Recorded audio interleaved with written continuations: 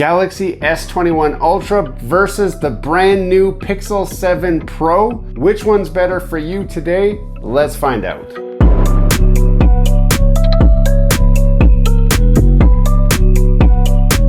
Hello and welcome back to Gears and Tech. If you're new to the channel, welcome. If you're not new, consider hitting that like button and subscribing. We'd love to have you back. Today we are talking about the Samsung Galaxy S21 Ultra and we are comparing it to the Google Pixel 7 Pro. Now I know that is a bit of a weird matchup, partially because the S21 is actually last year's model and the Galaxy 7 Pro just came out as the current flagship from Google. Now Google says that this is obviously the best Android 13 experience that you can have on a smartphone, and the 21 Ultra is still running Android 12. Now it is expected to get the Android 13 upgrade at some point in the future, but it's not today. So what do I hope to achieve from this video? Well, first of all, I want to compare the two. We're going to go over the specs between the two, and we're going to talk about why I think that this is actually a pretty fair comparison. The people who are probably watching this video, number one, are maybe a fan of Gears and Tech and just want to see all the videos we make. And if so, thank you. Or number two, you have a Galaxy S21 or S21 Ultra or S21 Plus. In this case, we're using the S21 Ultra. And you're wondering if it's worth it to upgrade to the Pixel 7 Pro, or you're looking for a new phone in general and you like the Pixel 7 Pro, but there are other options and you want to know what you might be missing out on if you pick one or the other. Well, I have great news because I will be covering all of that in this video. With that out of the way, let's cover the high level specs of these two phones and just kind of talk about,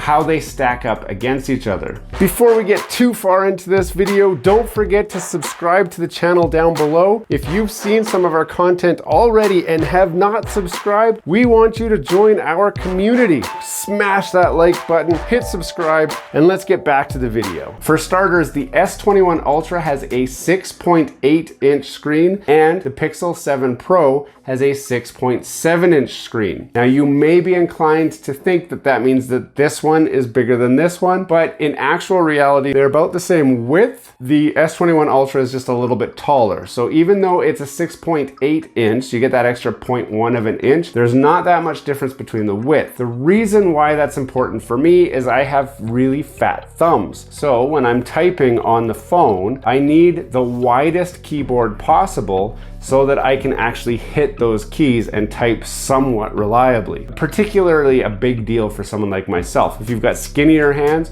then maybe a skinnier phone is, okay. Both phones support 120 Hz refresh rate, and they both have a 1500 nits brightness. That means when you're outside, you can turn that brightness up really bright and actually see what you're looking at even on the brightest day. They are some of the brightest phones that you can get on the market right now. The Samsung has a Snapdragon processor, which is an octa-core processor, and the Pixel Pro has the Tensor G2, also an octa-core chip. Now, a lot of you might want to know the clock speeds of each core so that you can turn that into a usable number of some sort. Just know that both phones are equally fast, they are equally snappy, they are equally smooth as it goes through transitions and stuff like that. Similarly, both phones have 12 gigabytes of RAM and 128 gigabytes of onboard storage. Neither of them are expandable, so the onboard storage is all you get. You may find yourself leaning towards like Google Photos to back up your pictures to save some space on your phone, because it's not expandable after, which is something we're seeing as a trend on more and more smartphones these days. As we already talked about, the Pixel 7 Pro is running the latest version of Android 13, and the Samsung Galaxy is running Android 12. It is expected to be upgraded. Samsung has reported that they will support their phones through multiple software updates, and since this phone is still so new, it will have a lot of the features that you are getting currently on the Pixel 7 Pro. Both of them have a 5000 milliamp hour battery, which means it will last for pretty much the whole day, even with moderate to heavy use. So you can do some gaming, you can do a lot of photography, you can do a lot of stuff, check your Facebook, your WhatsApp, or your Snapchat, or whatever else you want many, many times. Most people would report between 5 to 7 hours of screen on time in one day. If you're using your phone for 14 hours and your screen is on for 7 of those hours, that's a lot of screen on time. So it will make it through the whole day, typically. They also both support high-speed charging, so when you do find a power port, you can charge quickly and get a lot more usage within only 30 minutes of charging time. Now, the camera specs are where each is going to get set apart, and I know you've heard that the Pixel 7 Pro has the best camera, or one of the best cameras in the industry, and that would be a pretty true statement. However, that doesn't mean that the S21 Ultra is a slouch. It features a 108 megapixel main camera versus the Pixel's 50 megapixel main camera. Now, you may think, well, that makes this one 2 times better. Really, you're only going to notice if you're like blowing the picture up into like a giant poster or something. You won't really notice the difference between cameras. If you do, it's on a minute level,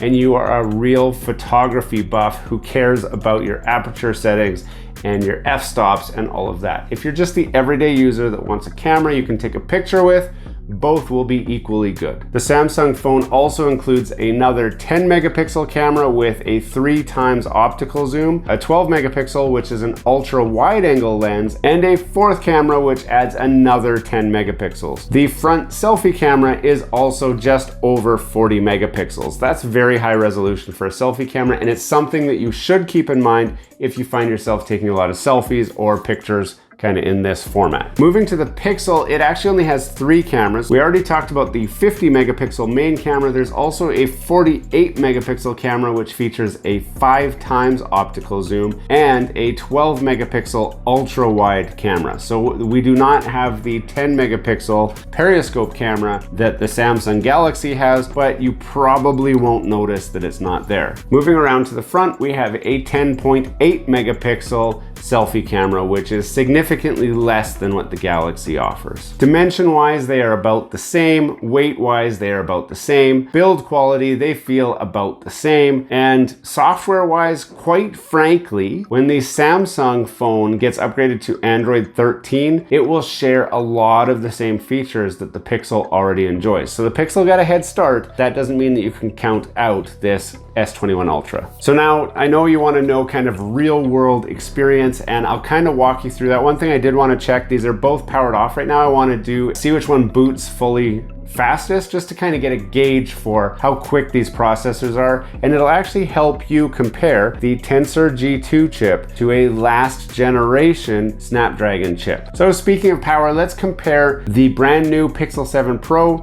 versus the last generation S21 Ultra in a full boot race. So here we go.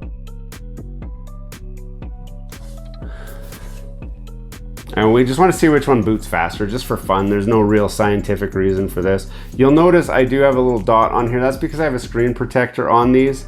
So the Galaxy, or the Pixel 7 Pro booted first. My Galaxy is still booting. It's showing AT&T screen.